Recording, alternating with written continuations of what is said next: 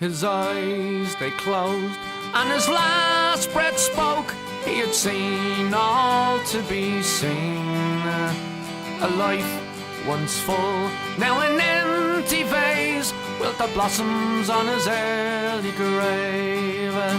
Walk away, me boy, walk away, me boy, and by morning we'll be free.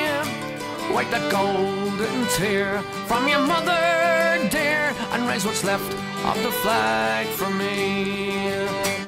Well, no spit, there you were, all those years ago, eager with the blue flame of ambition burning in your soul, looking for an adventure and an opportunity to test your mettle.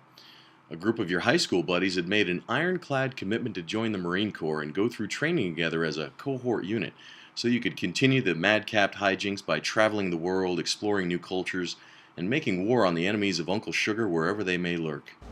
I wanted to meet interesting and stimulating people of an ancient culture and kill them. I wanted to be the first kid on my block to get a confirmed kill. The trouble was, when it came time to go to the entrance processing facility, you were the only one that showed up. But you weren't bitter, you were just disappointed, and without the camaraderie of those high school friends, life as a devil dog just didn't seem quite so attractive. So, undoubtedly with a tear in your eye and a quivering lower lip, you headed off toward the sunset with an uncertain future and only shattered dreams to carry with you. That is, until the sounds of your whimpering on the way out attracted an Air Force recruiter, and by bringing you into the finest aerospace fighting force the world has ever known, undoubtedly changed the course of Western civilization as we know it. For it was through your service in the United States Air Force that the name OD will reverberate forever throughout the explosive ordnance disposal community.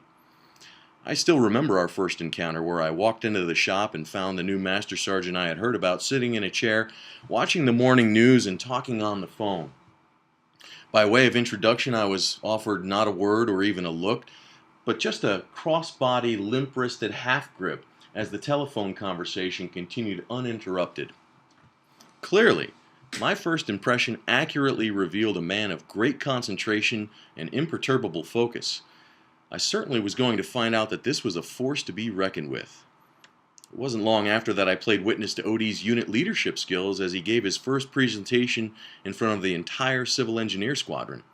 No introductions were necessary there either, as OD is a straight-down-to-business kind of guy, starting the brief by announcing that the subject at hand was a check-the-block annual kind of thing. Yet, I did feel some sympathy for the poor fellow that asked who you were. The name's Francis Sawyer. But everybody calls me Psycho. Any of you guys call me Francis, and I'll kill you. Nonetheless, there was no mistaking the name OD within the bomb disposal community. From Nellis to Misawa, the schoolhouse, and odd TDYs in between, stories and anecdotes filled in the details of a legendary career. Wherever you find a seasoned Air Force EOD tech, chances are there's a story about OD. Most of which decorum prohibits repeating for general audiences, so we'll leave those for telling at another time. Yet I can faithfully say that as a bomb technician, OD has been there and done that. Not only did you serve in the first Gulf War, but also interfaced with ground maneuver units before jointness became in vogue. Embedding with a special army team where one soldier named the Swede was kind enough to insist on carrying your weapons, you were escorted to within arm's length of a live, that is, fused and dropped 500-kilogram bomb left over from Saddam's procurement relationship with the Soviets. While we might talk about staring death in the eye, this is not exactly the ground any skilled ordnance technician would choose to do a recon from. But you faced that danger with the resolve of a steely-eyed, stone-cold Tyrannosaurus. Just like me. And this zest for adventure would continue as the nation responded to the terror attacks of 9/11. Yet your next deployment, spending 4 months in Abu Dhabi with me, aside from a short jaunt to Al Nasiriyah, had the greatest threat posed by the chow hall and a twice-a-day habit of eating the delicious flan.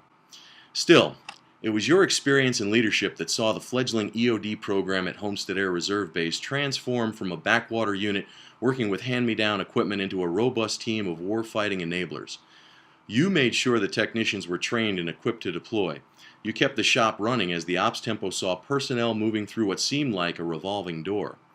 Further, you carried a lot of water toward getting a fine, upstanding tech sergeant commissioned, even though you knew it would result in your own choking back the bile with every salute rendered.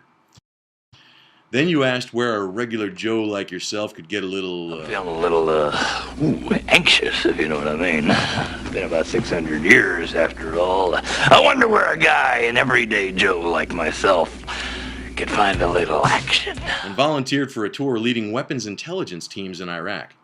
Things had changed considerably since the last time you embedded with Army units. Nothing transforms a service like an active conflict, even if the greatest conflict, as you found out, is fighting internal bureaucracy. So what did you do? What you gotta do, you gotta fall back. That's superior firepower and superior intelligence. And that's how she wrote. Mission accomplished. You and your team overcame adversity and collected considerable evidence that helped to defeat the devices and attack the terror networks. More importantly, you brought your team and yourself home safely, which in this career field and in that type of warfare is a tremendous feat for a leader of bomb technicians. With nearly 33 years of active duty, it's safe to say that your duty to your country has been satisfactorily rendered. You've done your time and deserve to enjoy this day and the days to come.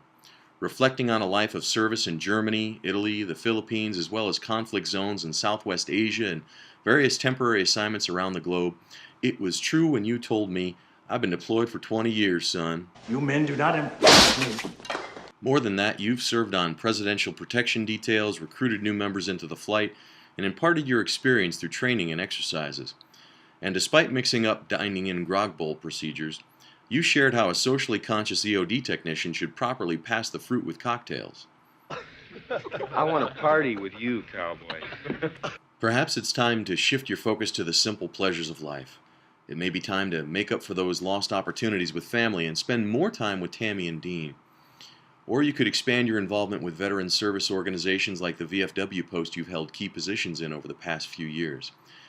Maybe you'll find yourself back in the action as an instructor or contractor.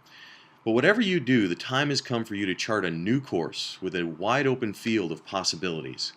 And it's time for us to raise what's left of the flag for you. So here's to you, Senior Master Sergeant Daryl Dean Ortloff. Go forth and live your highest and best, knowing that you are loved. No matter what distance might separate us, you are always in our hearts. And your legacy lives on because you are legend.